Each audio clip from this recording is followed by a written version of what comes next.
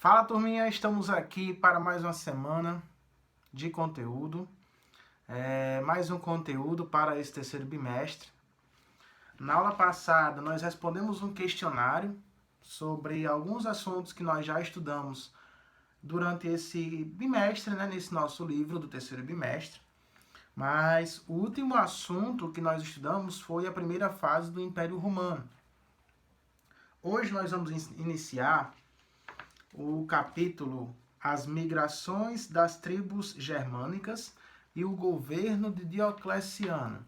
Esse assunto ele começa na página 245. Vamos lá.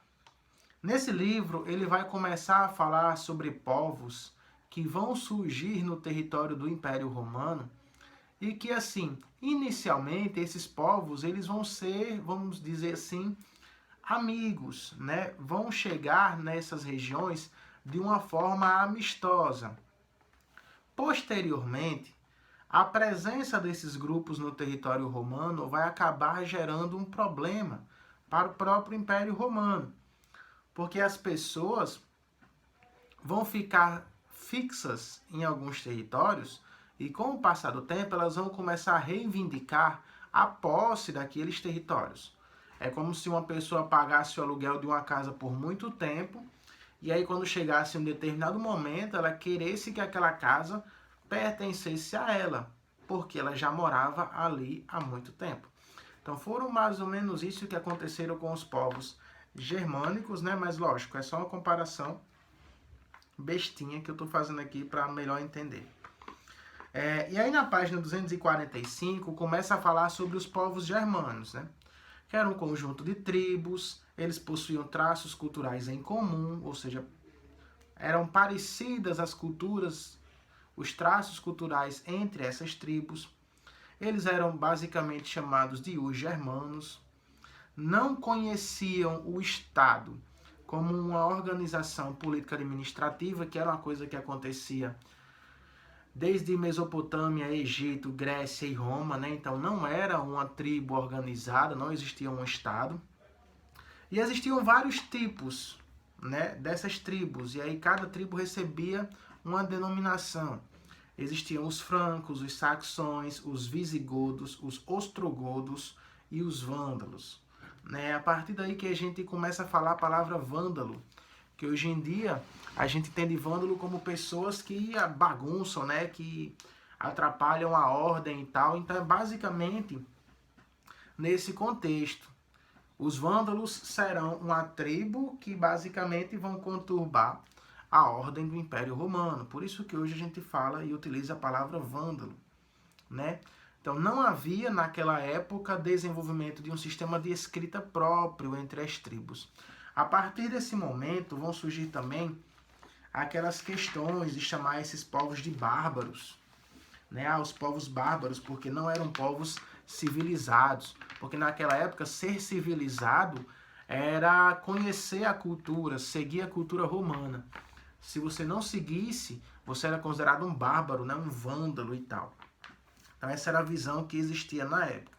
Os germanos, eles eram tribos guerreiras, cada uma delas era governada pelo melhor dos guerreiros, e esses germanos, eles não existiam código de leis escritas, Tudo era passado de geração em geração, com esses costumes tradicionais que existiam em suas tribos. Além disso, eles eram politeístas, ou seja, adoravam mais de um deus, Geralmente esses deuses eram representados pelos elementos da natureza e eram em formas de mitos, Isso tudo está na página 246.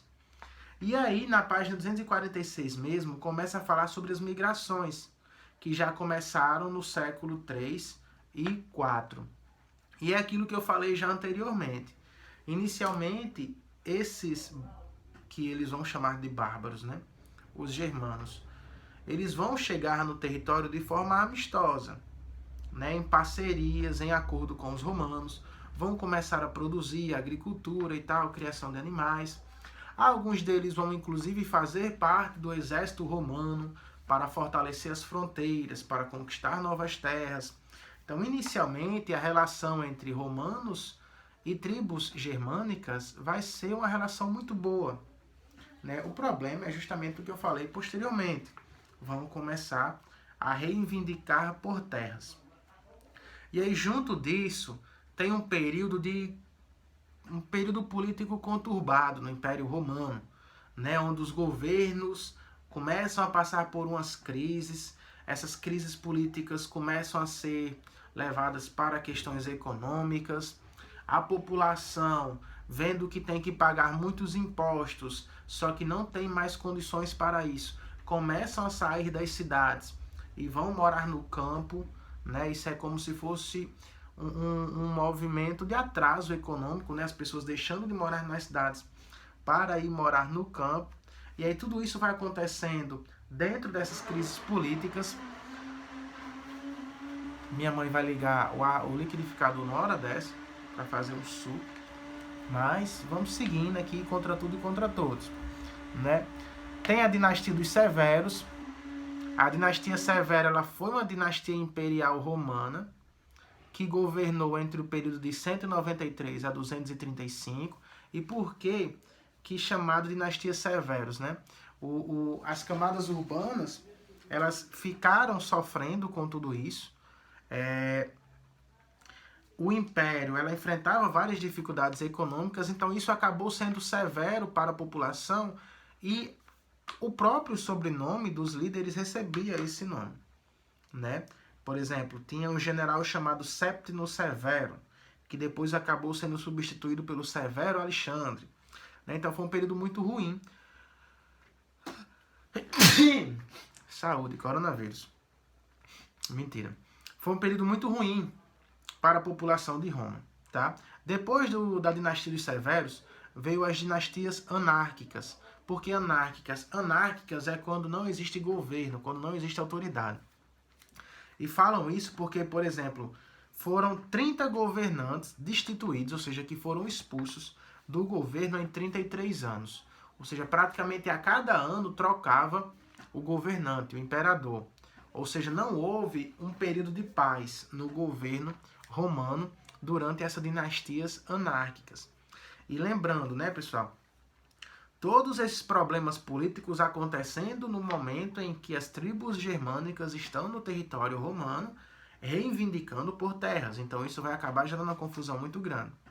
Depois vem o governo de Diocleciano, né, que foi um imperador romano que governou entre os anos de 284 a 305. O governo dele foi muito bom politicamente e na parte da administração, porque conseguiu reformar e recuperar algumas áreas que estavam em crise nessas outras dinastias que eu acabei de citar.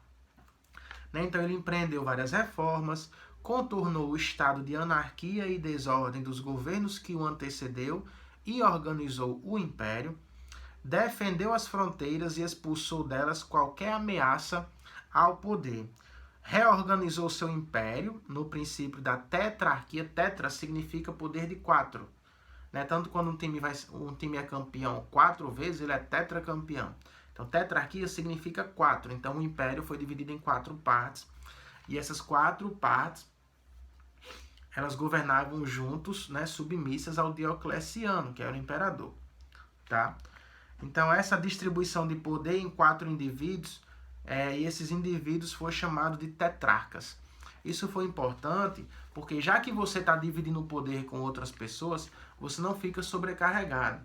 E aí essas pessoas juntas, elas tentam trabalhar de forma unida para fazer com que as questões políticas, os problemas, sejam resolvidos. Né? E aí na última página do nosso conteúdo vem falando o quê? A partir do ano 303, Diocleciano resolveu empreender uma reforma religiosa em todo o império, com o objetivo de restaurar as cerimônias da antiga religião romana. A gente falou no começo desses assuntos sobre Império Romano que a religião, a cultura romana, ela era politeísta, assim como a grega. Só que com o passar do tempo, aí teve a presença de Jesus Cristo e tal, né? Nascimento, existência, a crucificação, o surgimento da religião cristã, enfim. E o cristianismo, nessa época, já estava espalhado por todo o Império Romano. Só que o Diocleciano, ele era contra o cristianismo e queria que as pessoas voltassem a cultuar os deuses romanos antigos. Só que as pessoas que já eram cristãs não queriam voltar para a religião antiga. Então, muitas pessoas acabaram sendo presas, perseguidas, torturadas e outras foram condenadas à morte por serem cristãs e não concordarem em voltar para a religião antiga. Então, nem tudo foram questões positivas no governo do Diocleciano, né? E aí o assunto acaba.